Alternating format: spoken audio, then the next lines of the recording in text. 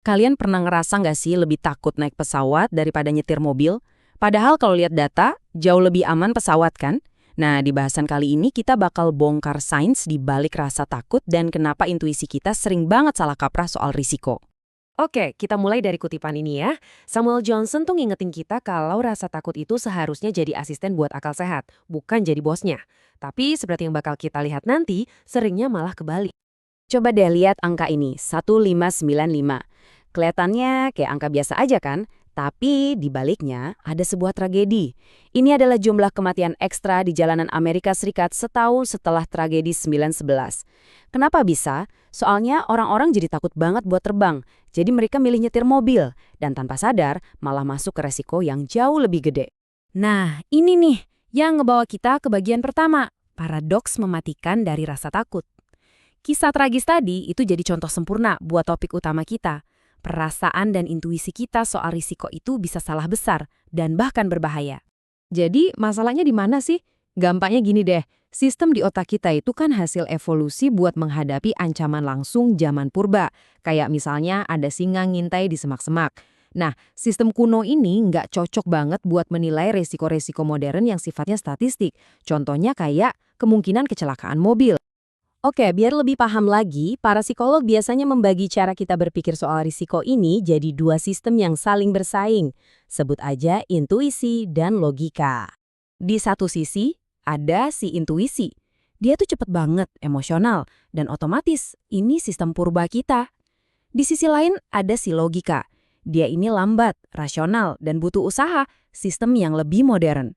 Masalahnya, pas kita ngerasa terancam, seringnya si intuisi ini langsung ngambil alih, ngebajak keputusan kita sebelum si logika sempat mikir. Salah satu senjata andalannya intuisi, itu namanya kaidah contoh. Ini tuh semacam jalan pintas mental, di mana otak kita mikir kalau sesuatu yang dramatis dan gampang diingat, kayak berita heboh di TV, itu lebih mungkin terjadi daripada data statistik yang, ya, ngebosenin. Nah, ini contoh paling pas. Otak kita tuh lebih fokus ke gambar serangan hiu yang dramatis, padahal secara statistik, risiko meninggal karena penyakit kayak diabetes itu jauh lebih tinggi.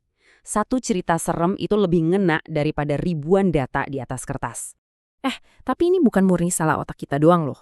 Ada kekuatan-kekuatan dari luar yang sengaja mengeksploitasi dan memperkuat bias di kepala kita. Yuk kita lihat gimana rasa takut ini seringkali diproduksi. Salah satu trik yang sering dipakai itu namanya kebutaan denominator. Jadi media sering banget ngelaporin jumlah kejadiannya aja atau numeratornya tanpa ngasih konteks total populasinya alias denominatornya. Jadinya, gambaran resiko yang kita dapat jadi miring. Nih, lihat deh contoh nyatanya. Judul beritanya teriak-teriak soal kenaikan sepertiga kasus pembunuhan oleh orang asing di Inggris. Kedengerannya ngeri banget kan? Tapi pas kita lihat hitung-hitungannya, risikonya itu cuma geser dari angka yang udah kecil banget ke angka lain yang sama-sama kecil banget. Dan grafik ini nunjukin banget gapnya.